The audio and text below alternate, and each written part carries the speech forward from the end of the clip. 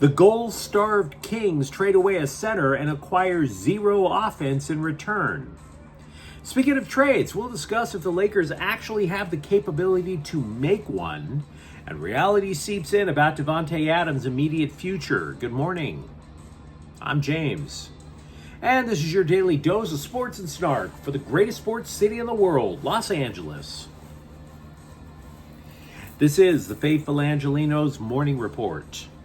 It is December 20th, 2025.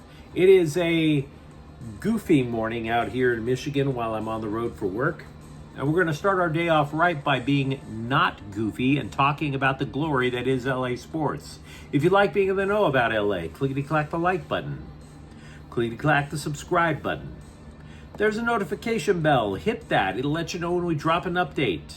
Sharing is caring. Let people know we exist. And by all means, comment. We have a quick look at the scoreboard this morning. UCLA basketball, 108. Cal Poly, San Loser Abysmal, 87. Meanwhile, tonight, the Lakers are at the Clippers at 7:30. So, with that out of the way, let's get to the news. Interesting little development.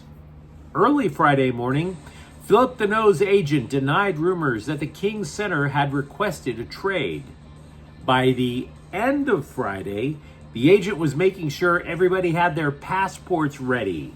Because, my man, you are on your way to Montreal, where, as I update, it is 18 degrees. But according to my iPhone, feels like 7. Bundle up, my brother. The magic word, layers. He was a two-way center. Deneau was signed to a $33 million contract as a free agent from the Canadiens in 2021, but he was sent back to the Syrup Suckers for a 2026 second-round draft pick. Deneau hasn't even scored a goal this season, which is unfortunately on par with much of the roster. The Kings are 28th in the NHL in scoring. But to say this was a failure, not true at all. Deneau was a critical piece of a Kings rebuild because he plays a responsible two-way game.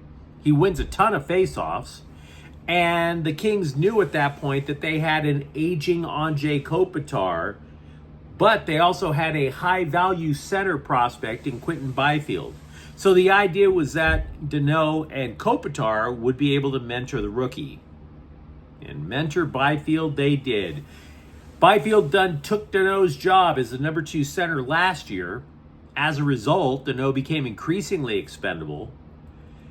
The trade, though, is the latest curious move by Kings GM Ken Holland. See, any general manager in hockey will tell you quality centers are hard to come by. And I realize that I said Deneau has 0 goals, which means it's tempting to say, oh, the Kings must have won this deal. But I'm not sure that's the case. Because if they did win this deal, are they better now than they were 24 hours ago? Because I can't say the answer is yes. They still can't score. Now they're thinner at center. And oh, by the way, Anze Kopitar is retiring at the end of the year. The plan is allegedly that Alex Turcotte would jump from centering the 4th line up to centering the 3rd. Samuel Helenius could basically finally join the team full-time on the 4th line. But it doesn't have the addition by subtraction vibe to it. Deneau was not a bad guy, otherwise we would have heard about it. And all they get back is a pick and some cap relief. Well, second rounders don't show up in the NHL for a while. You can get drafted mid to late in the first round. You're going back to junior hockey for a couple of years. What about the here and now? So to me, trading away Deneau only makes sense if the Kings go back at the trade deadline with these extra draft picks and the extra cap space, and they make a bigger acquisition. Because right now, the pick is nice, as is the cap space. But the Kings have a lot of holes on their roster, and they just added another pothole. If you're a Kings fan, let me know what you think in the comments thread. Meanwhile, with the Lakers, J.J. Redick is, to his credit, better at the coaching than I ever thought he'd be. I admit it. We don't know how good he actually is. The Lakers did get mollywopped in the first round of the playoffs last year, but offensively speaking, that dude can X and O. So, what does he think of that the Lakers role players need to do around the big three of Luka Doncic, LeBron James, and Austin Reeves? He said, quote, defend and shoot threes. Duh. A 3-and-D guy. Who knew? I mean, by the nature of a 3-and-D guy's game, you're 3-and-D. You play on the periphery, on offense. You expend a lot more effort stopping the opponent. Yeah, it makes sense. Those guys automatically are designed to complement superstars.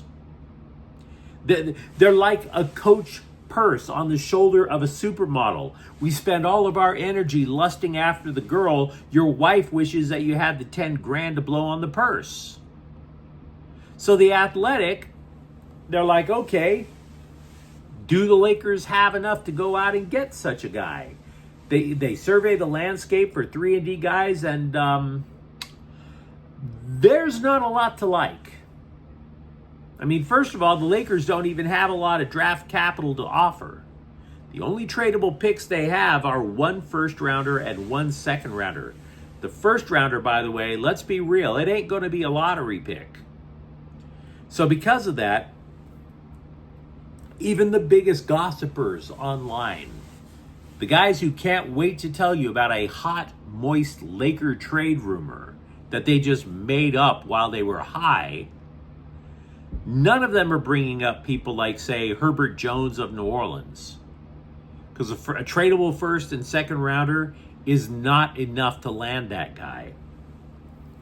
For years, the bloggerati would try to wish cast an Andrew Wiggins trade.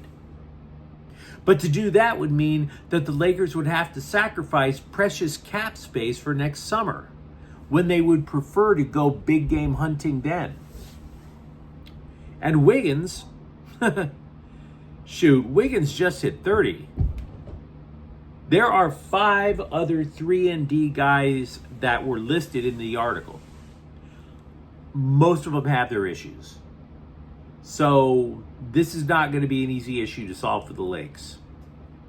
And frankly, one of those players is Derrick Jones. Does anybody really see the Clippers making any trades with the Lakers? Exactly.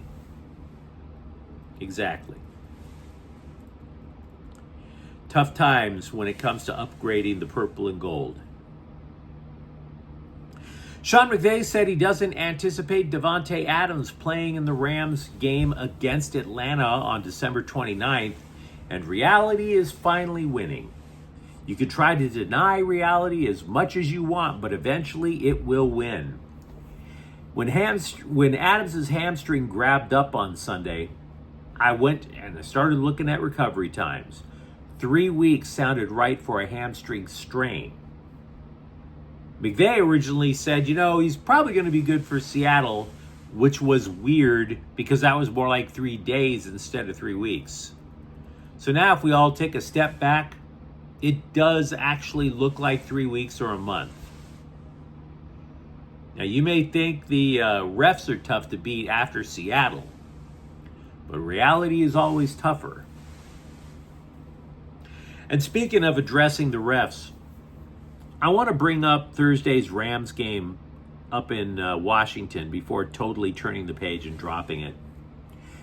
And we do want to drop it because dwelling leads to processing, and when you start becoming a processor, you can literally feel that masculinity just drain out of you, right? I would know. That was my dating life in my 20s. So yes, because some of you guys brought it up, I am absolutely aware of the goofy call on the 2-point conversion. that benefited the Seahawks. Now, for those of you guys who didn't see the play, Jared Verse swatted what appeared to be, at first blush, a pass. The ball went forward off of Verse's hands into the end zone, where Zach Charbonnet picked it up nonchalantly. Everybody in the building thought it was an incomplete pass. Everybody in the building was so convinced it was an incomplete pass that they even lined up for the kickoff, and then it got stopped because it was reviewed. It was not a forward pass. The review showed Sam Darnold's throw actually went backward, making Verse's deflection a fumble that just happened to land in the end zone. Seattle got a gift. You're right. Seattle gets a gift. There were no rules broken. They got a gift. You wish your family got you a gift that important for Christmas. So if you're a Rams fan like me, yeah, it sucks. But I can't say the Rams got screwed. We don't have like a lengthy list of unwritten rules on this channel, but one is this. If you have to beg for a call to win, you didn't do enough to win. If you have to ask the refs to bail you out, you did not do enough to win. The Rams did a lot. They did not do enough. They only, for example, converted 3 red zone trips out of 6 into touchdowns. Harrison Mevis missed a field goal. I mean, at begging for a call, where did the ref break the rules on that? I mean, yeah, there was talk about a whistle that may have gone off. I don't know. The only time I can consciously tell you, or honestly tell you, that the refs committed a highway robbery against another team was the tuck rule game. This wasn't the tuck rule. I'll put it to you guys this way. I listen to a lot of Ice-T. Love the guy. He has a great saying that's life advice. Hustlers don't complain. They just figure it out. The Rams are hustlers. They always have been with McVay. That's why he didn't lose his composure in the post-game presser. He knows he's not going to complain. He just is going to figure it out. One other topic I want to bring up about the Rams. I don't spend a lot of time listening to Jim Rome anymore. I don't have a problem with the guy. It's just that I got stuff to do. He was talking about Puka Nacua hanging out with this dopey influencer and how, the Rams are going to demand that Nacua grow up because, this week was immature. But the problem is this.